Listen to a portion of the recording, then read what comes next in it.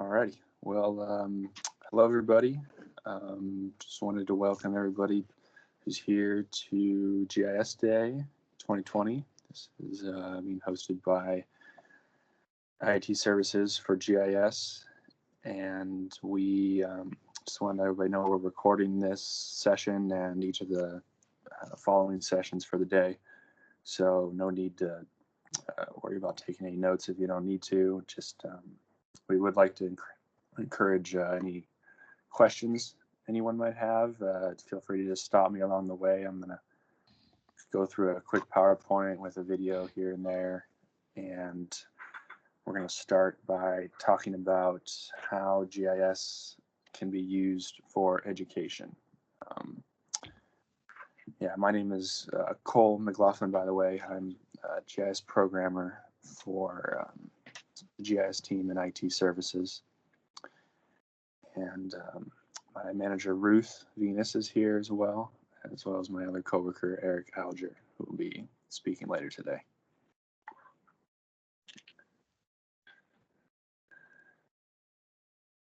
All right, so let's get started.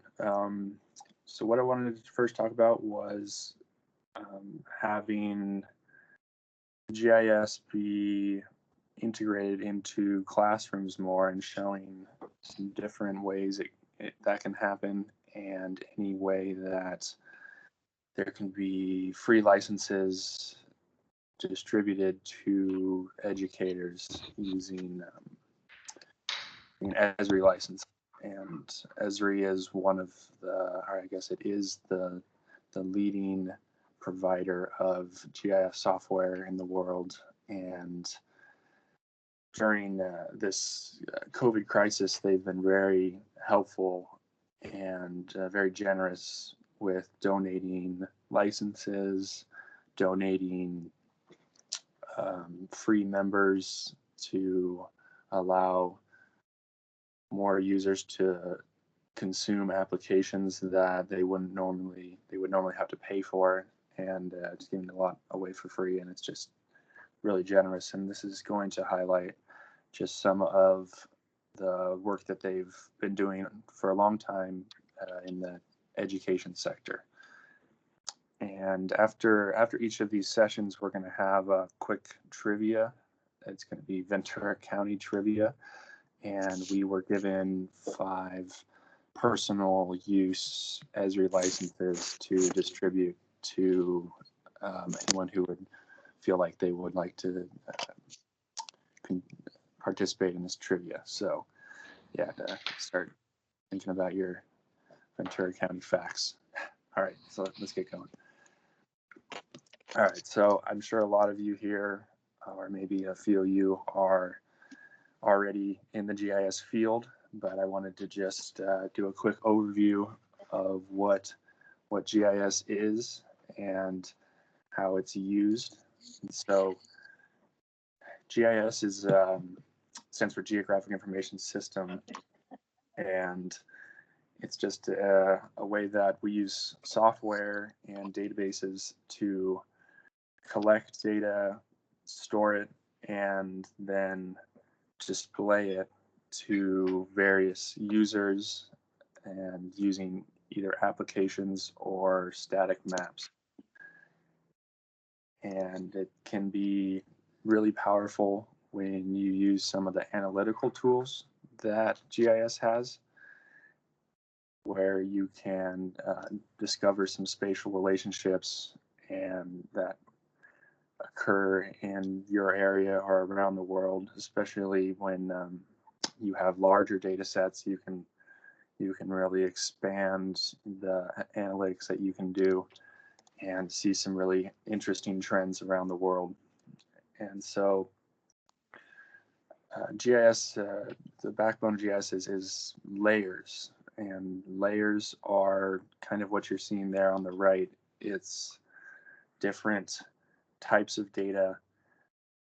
Make it it's either imagery, it could be point and line data that would represent fire hydrants or road networks, and then it can be polygon data, which could represent buildings or parcels. And GIS is really powerful because you're able to stack all of these on top of each other to uncover more information than you would see with just them alone. So the two types of data that we use are spatial data and attribute data. And as you can see there, it says there's geographical data that is displayed within spatial data, and everything that is describing that geographical data is shown in the attributes. So there's a table behind every point, polygon, or line spatial data that will show you information about it and how many points, lines, or polygons there are, and how many defining characteristics there are for each.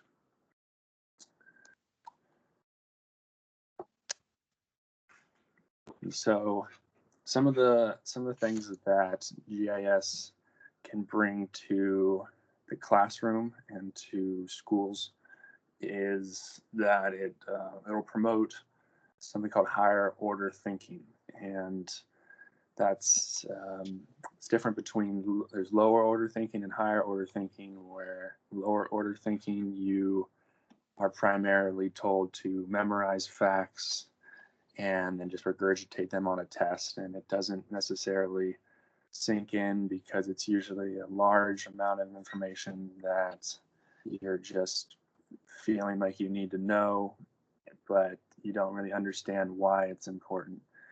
And GIS, where you have to use different tools within the software, it requires more understanding, and then you have to show that you can apply that knowledge right away instead of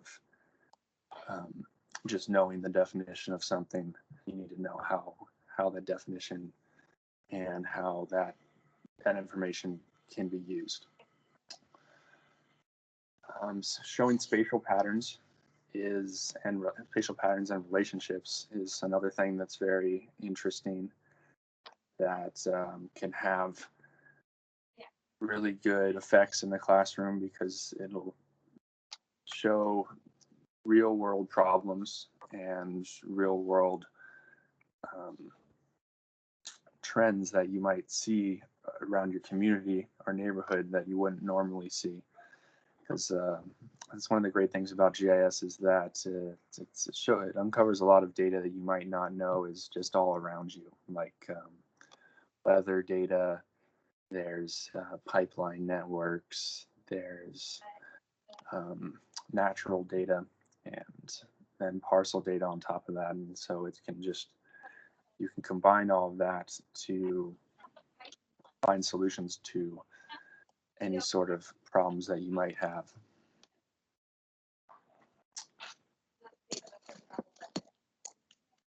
And just like what I was saying, how you can combine all of these pieces of data together, you can have them all at once trying to solve a certain problem that you would like to figure out.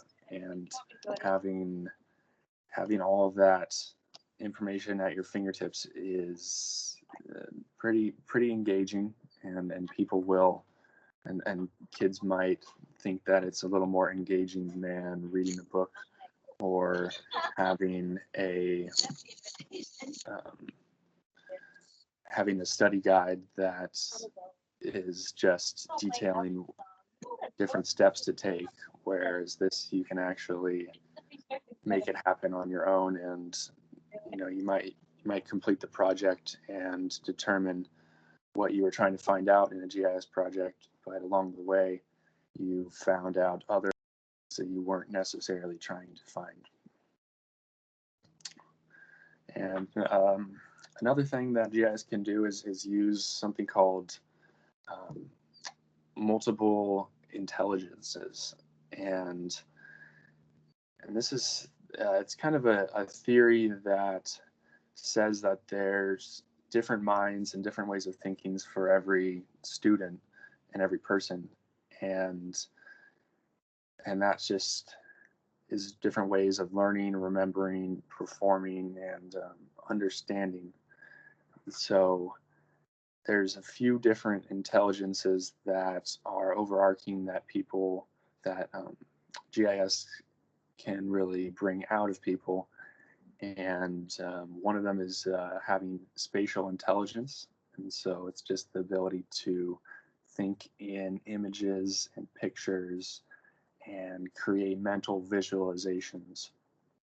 And I've always kind of been able to think in, sometimes when I want to visualize something, I can kind of see it in 3D in my head. And so having the ability to visualize in your head what it looks like, that's really conducive to using GIS, because you can build using the mapping tools in a spatial way. And then another one is logical intelligence. And so you're able to think conceptually and abstractly and discern between certain logical or numerical patterns that you'll see come up in that attribute data I was talking about that is associated with each spatial data point, line, or polygon. And then also getting back to just the root of GIS and in geography, there's a naturalist intelligence and ability to recognize objects in nature that are very obvious to some people, and you can see them a lot as you get a real bird's eye view of looking down on a map from a large scale. You can see where drainages may happen, where there's risk for fires, where there's risk for mudslides, and where road networks might occur. Looking at older imagery, you can it's very interesting to see historical imagery, because you can have a city that you've known your whole life, and you strip back all of the buildings and infrastructure that had been developed, and you can really see where they built things before and what was there previously, and that'll help you discover why they did what they did to make it the city you know now. And that's another way that GIS can really help you figure out some of that stuff. And so this is a quick video that I wanted to show everybody, and it's been let's see, I think I have it up actually. Yeah, so this is a video about a school in Boyle Heights, which is our neighboring county in LA, and this is just showing how there is GIS used in a classroom, and it's really a requirement for a lot of classrooms nowadays to have a final project, and this was part of the final project for this classroom. So I'm going to show everyone this, and hopefully the My name's Abigail Gonzalez, sound and will I work. am a senior at Roosevelt High School in Boyle Heights, Los Angeles. Living in an immigrant family, my parents didn't attend college. That had always been a dream of mine. At our school, we do this year-long service learning project. It is a graduation requirement. When you're a freshman and sophomore, juniors and seniors are telling you it's a really hard project, very complicated, very rigorous. We're researching, we're collecting data.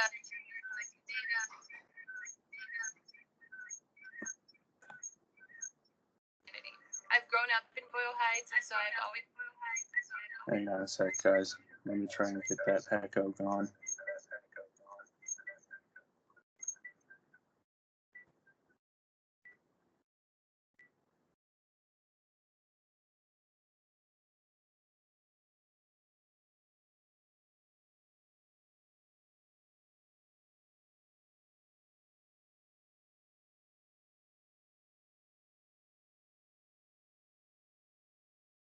always been around gang violence, and I've had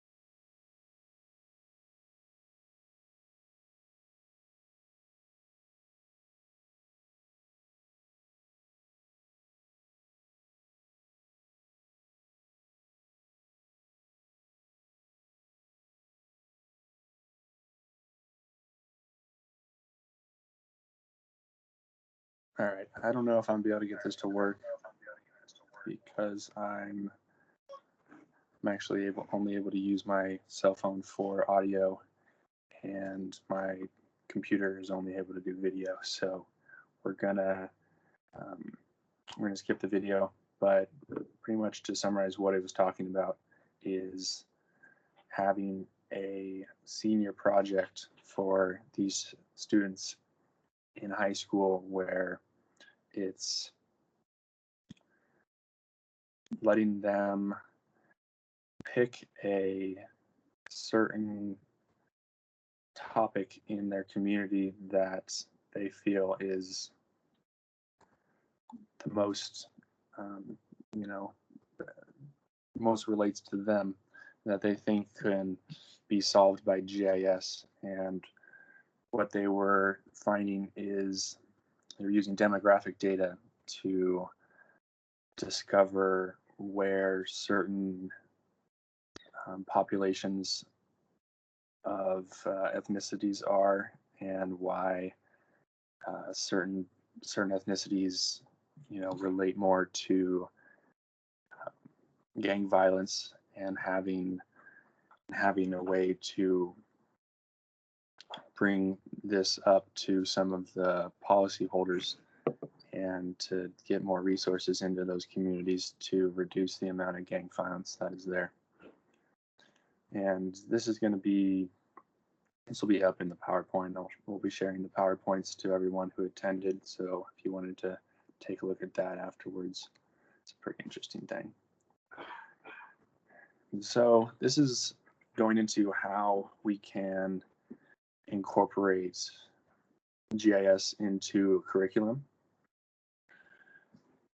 So right now, since all the students are doing virtual learning, it's a pretty good time to try and incorporate this, because there is a lot of adoption of using computers, and then kids nowadays usually like to, they're pretty tech savvy to begin with. And if there's a way to make this virtual learning more effective using GIS, which is computer based, I think that there could be a lot of use for this. And so just running through some of the ones that we got science education in there twice. I've some of them that I thought were some of the most useful would be social studies, where you can show change over time, and mathematics is interesting because you can really show some certain populations, and using that demographic data to uncover certain spatial relationships between communities and who lives there. And something that is going to be very studied for a long time in the future now is the spread of diseases, especially COVID-19. And that's something that our team has been dealing with a lot with public health for the county, is showing and recording the spread of COVID throughout the county. And so there's going to be a lot of free data that is available online that people can be using in the future.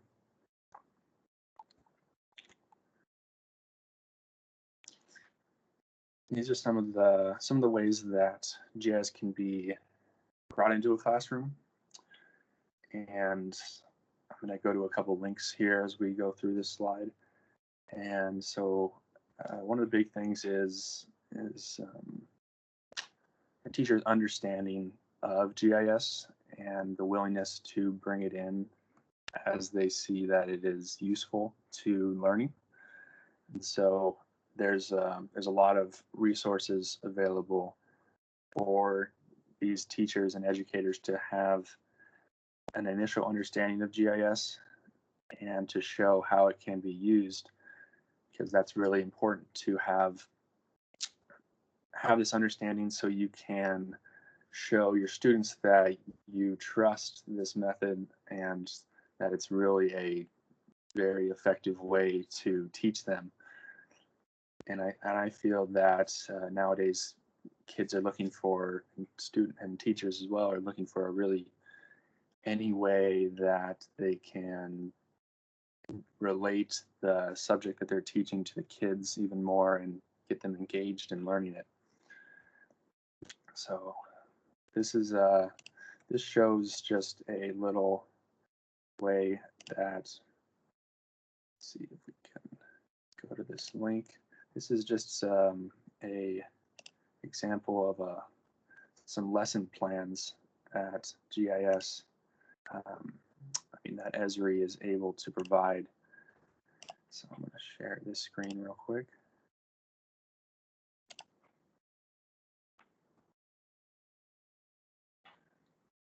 So ESRI is, like I said, the leader in GIS software and GIS techniques right now.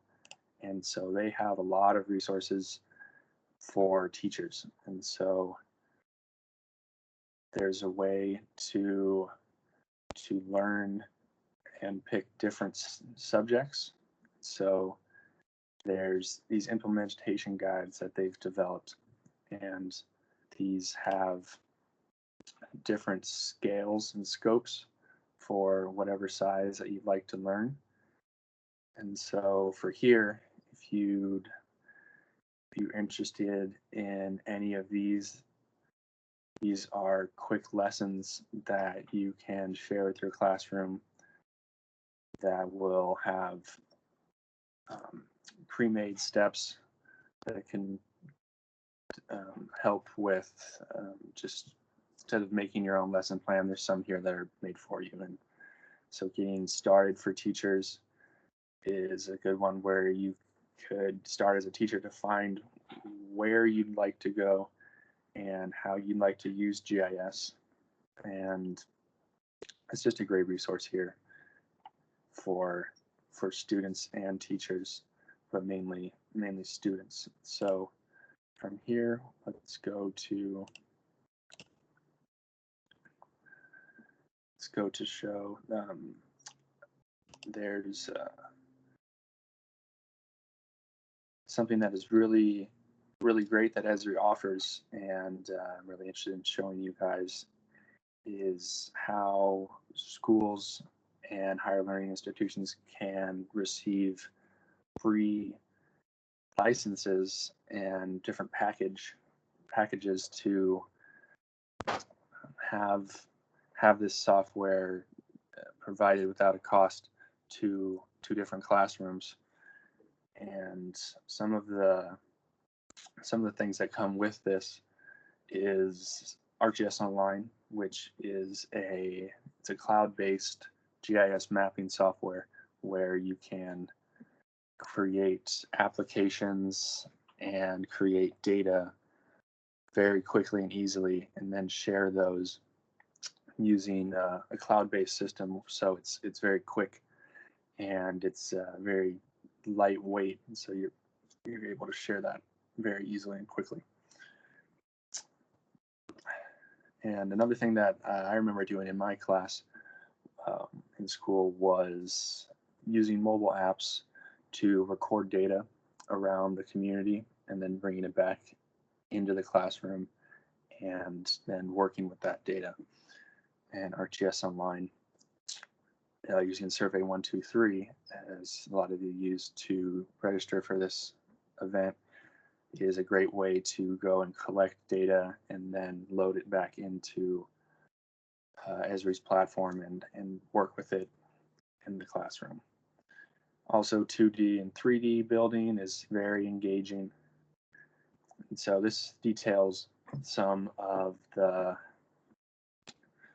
sizes that they recommend and who it should go to. And then this is the request form.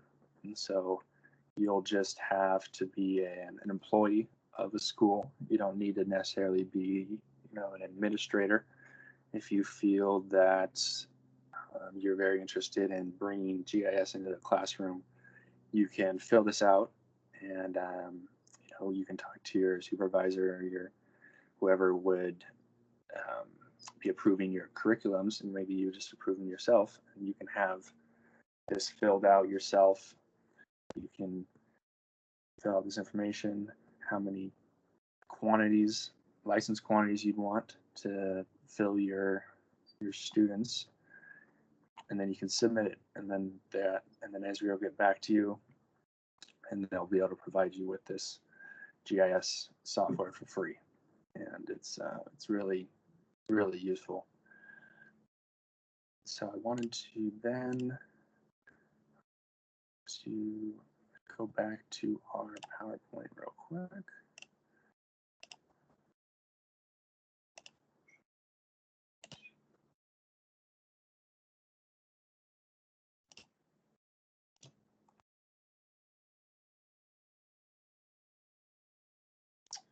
So we just went over how schools K through 12 can acquire free software. Another thing that is very helpful that we provide is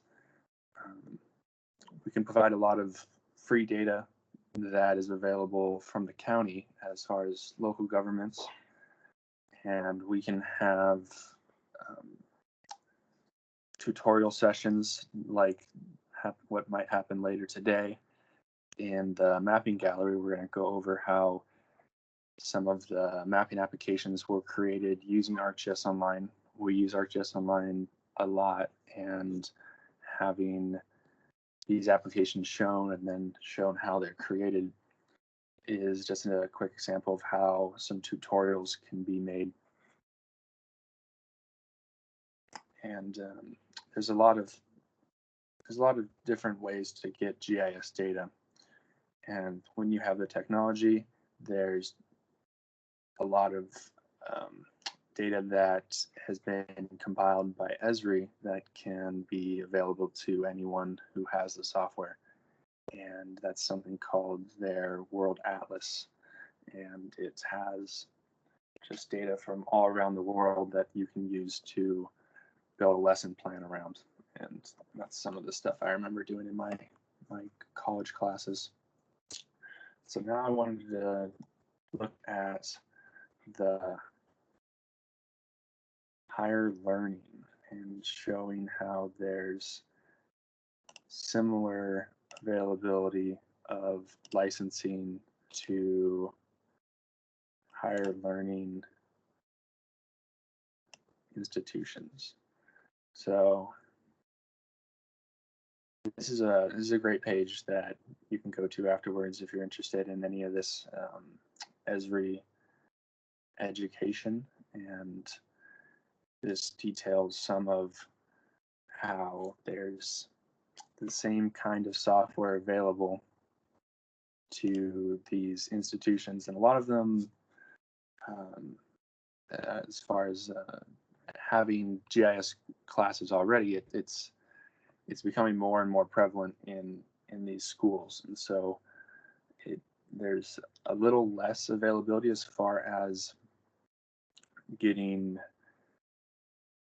free software to higher education institutions, just because there's more funding and they can usually afford to provide the licenses themselves to the classroom.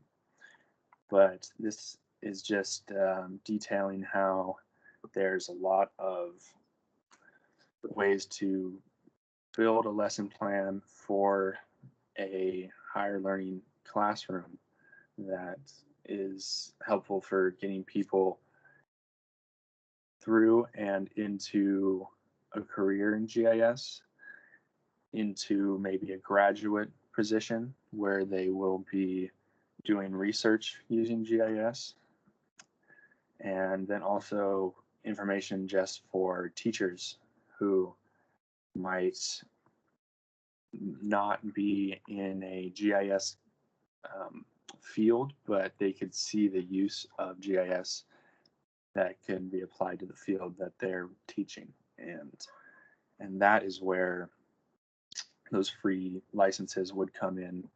If you can have so these are the bundles that they are showing,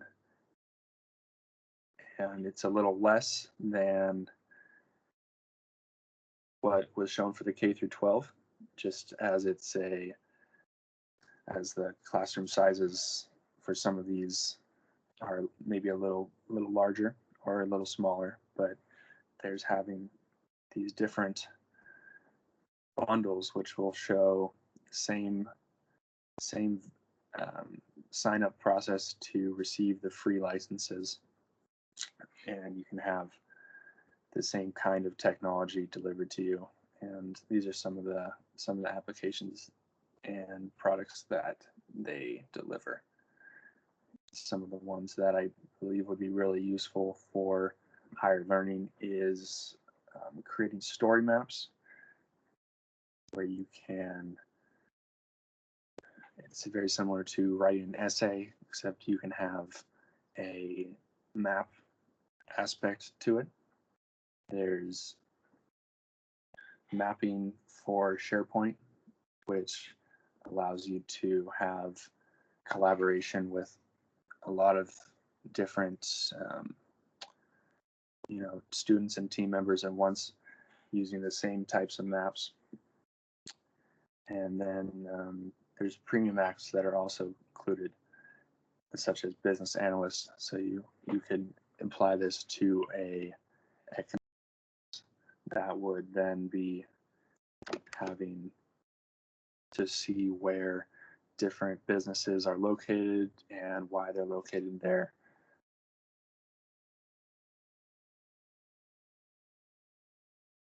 And this is some information about how to determine if your institution is eligible or not.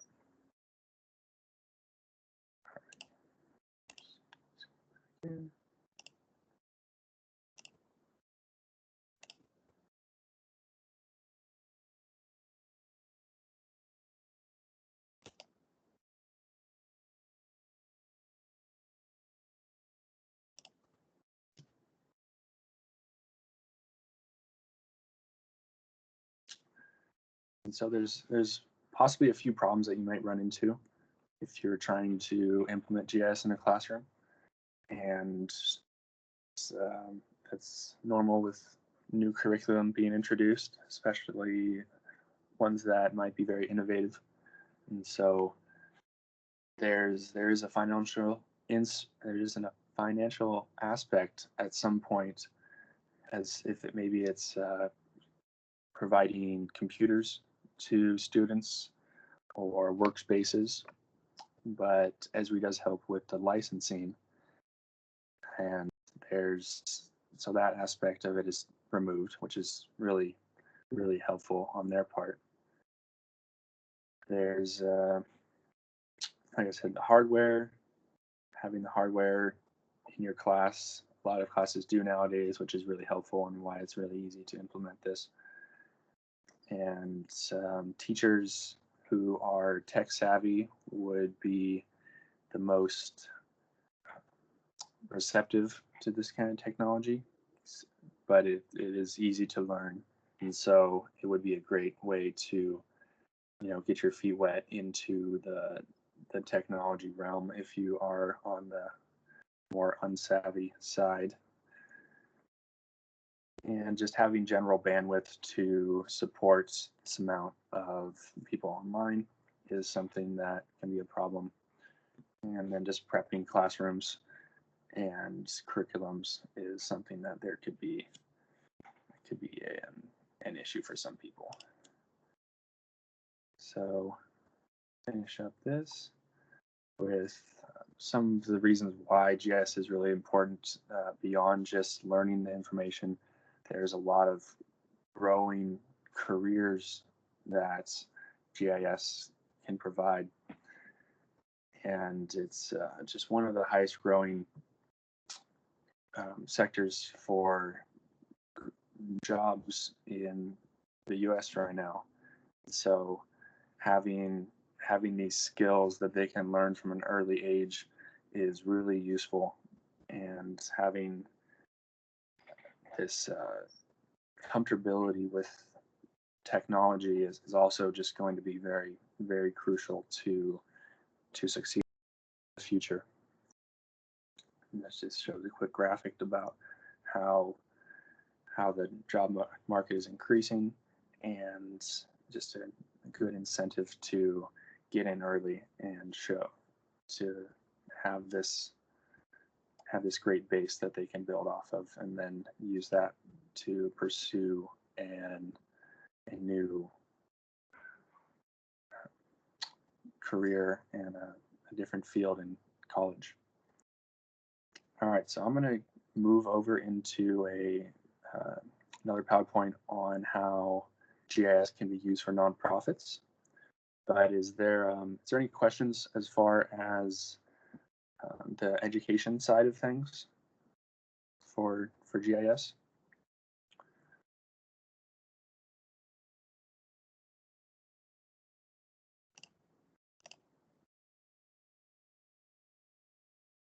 Cole, this is Ruth. Just do some time check. It's 10:12 before the next session at 10:30. So you might want to move on to the nonprofit. Okay. Yep. I'm moving on there now. Yeah, nonprofit's a little shorter. There's it's a lot of the similar stuff as education, and so we would it's going to be a lot of similar things, but just how it's applied is going to be a little different. So I will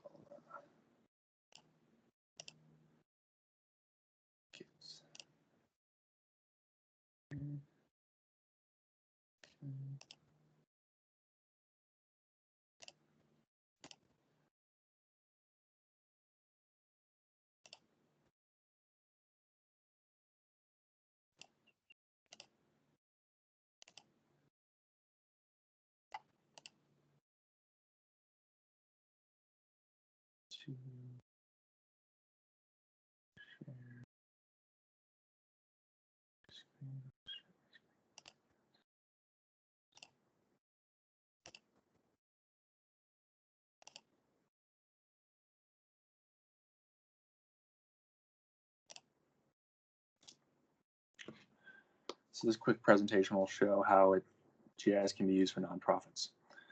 And some of the examples are using GIS to create maps very easily and quickly that can be displayed at town hall meetings and different let's see here, town hall meetings, and some of the, just to show to your stakeholders what's being done, why it's being done, that kind of stuff.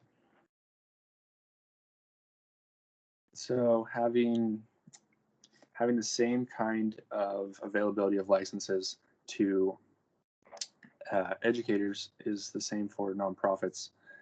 And as far as making it free, I believe that in certain aspects it can be free, but it is more likely just a discounted price for nonprofits. And the use of story maps in nonprofits is a very useful product that ESRI has. You're able to tell a story about where things are and why they're there. And that's something that can be really really powerful to show a stakeholder or a group of volunteers to get them motivated to help this great cause. And ArcGIS Online is something that is really powerful.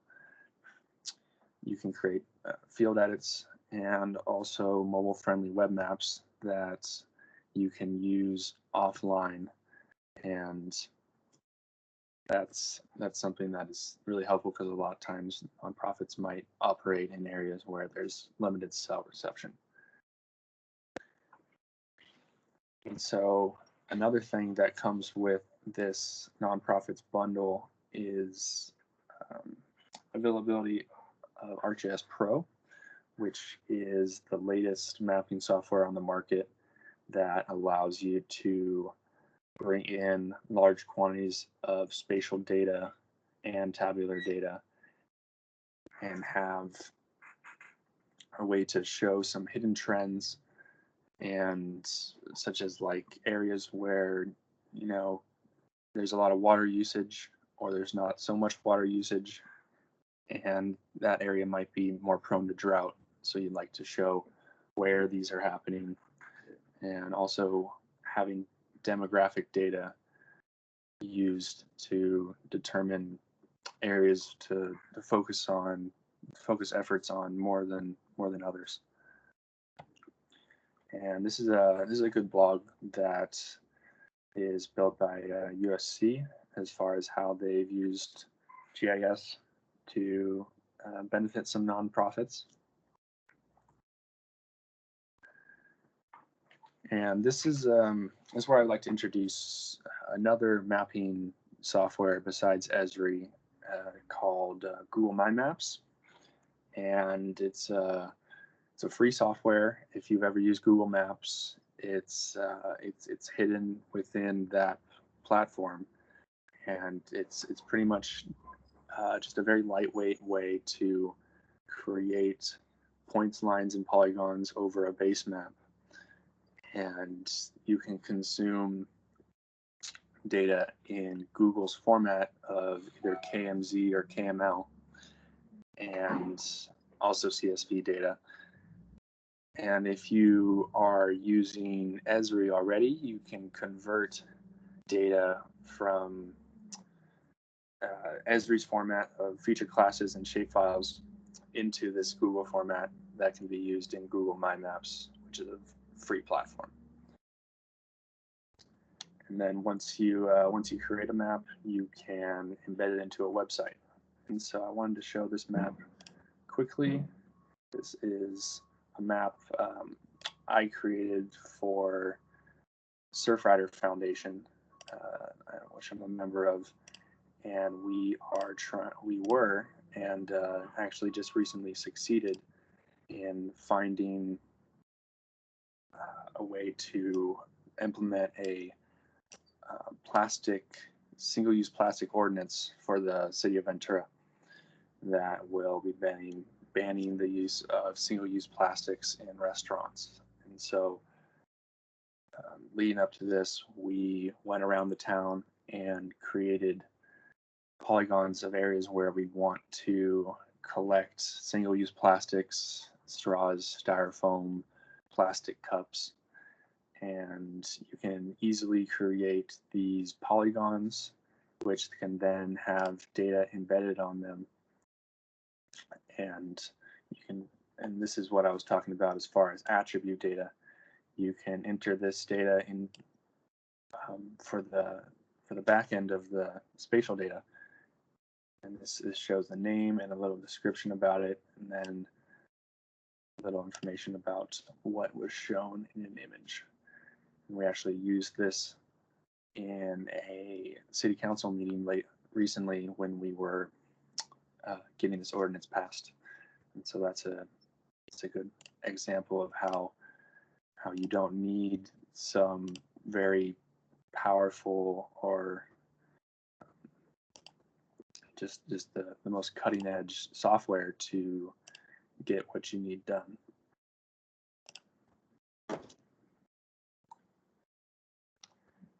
And as far as some other nonprofit sectors, having sustainability is something that everyone's really interested in nowadays, since the growth is increasing so much. You want to make sure that you can keep the areas that are your favorite areas in your home, make sure that it is sustainable and the growth is not going to ravage anything that is around.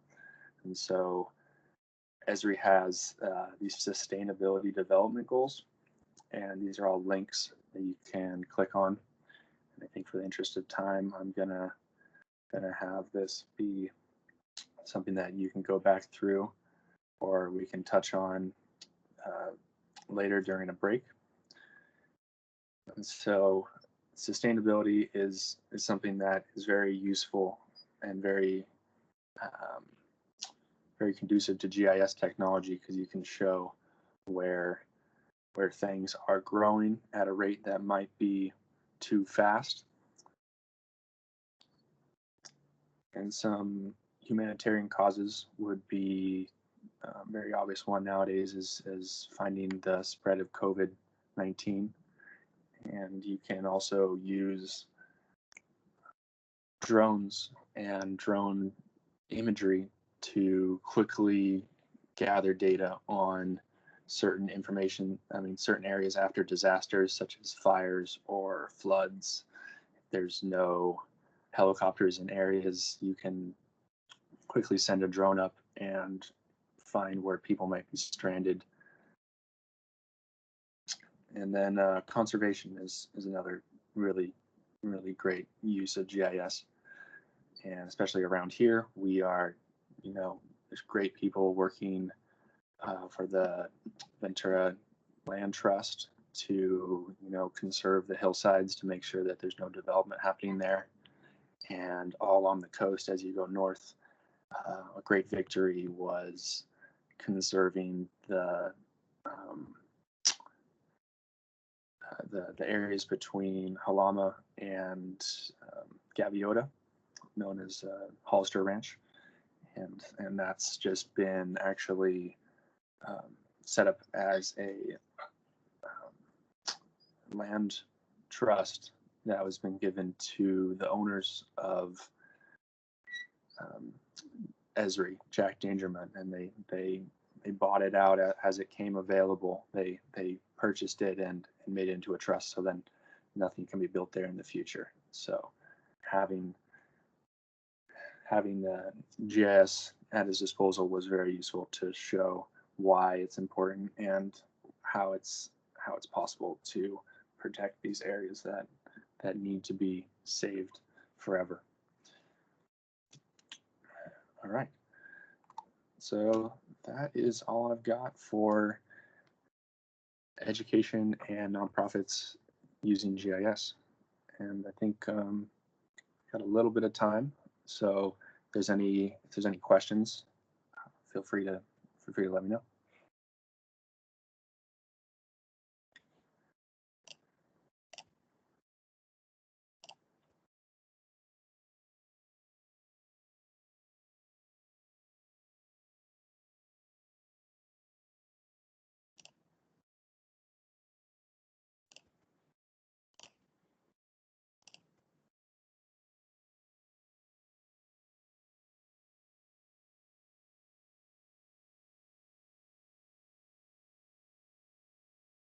Yeah, and so Eric, would you want to try to do a little trivia right now and see if we can give away a license?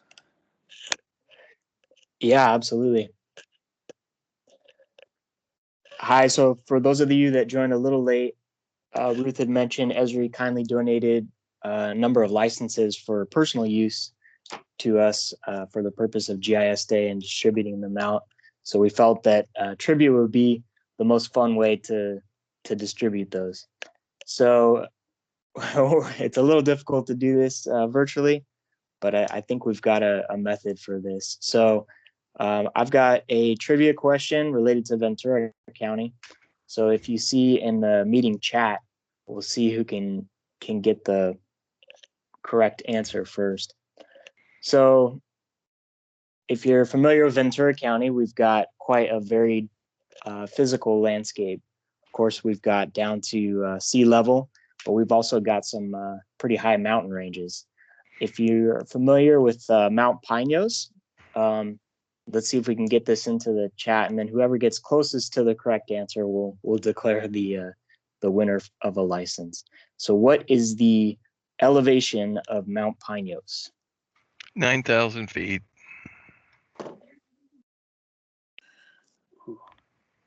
Ooh, that was pretty close. Was that Paul? Was that you? Oh, yeah. I'm sorry. I didn't realize I was.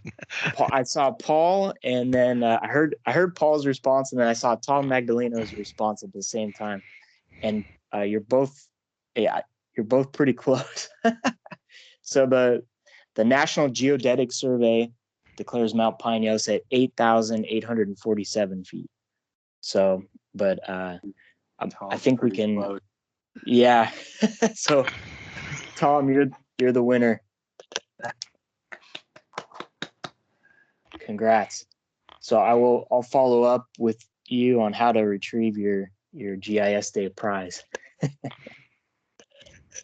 Great, guys. Well, thanks for attending this session. Hope it was informational, and let me know if there's any questions. Feel free to email me or give me a call. So hope you guys enjoy the following sessions. Thank you, guys.